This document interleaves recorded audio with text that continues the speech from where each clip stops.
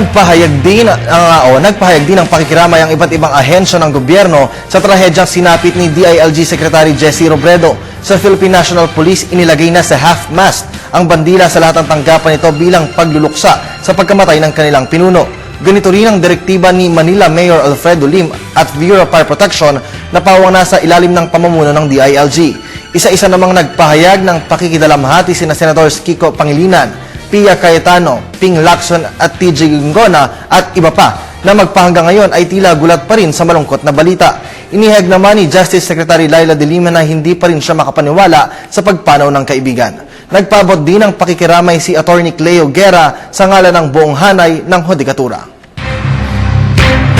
Samantala ay pinaabot din ng liderato ng Kamara ang mataos na pakikidalamhati sa pagpanaw ni Secretary Robredo. Sinabi ni Speaker Feliciano Belmonte na ang mababang kapulungan at kanyang pamilya ay nag-aalay ng pakikiramay at dasal sa pamilya Robredo. Sinabi ni Belmonte na ang paglilingkod ni Robredo bilang alkalde ng Naga City ay nagtanghal sa kanya bilang first Filipino mayor na tumanggap ng Ramon Magsaysay Award for Government Service noong taong 2000. Sinabi pa ni Belmonte na si Robredo ay isang maipagkakapuring leader ng mga nasa pamahalaan.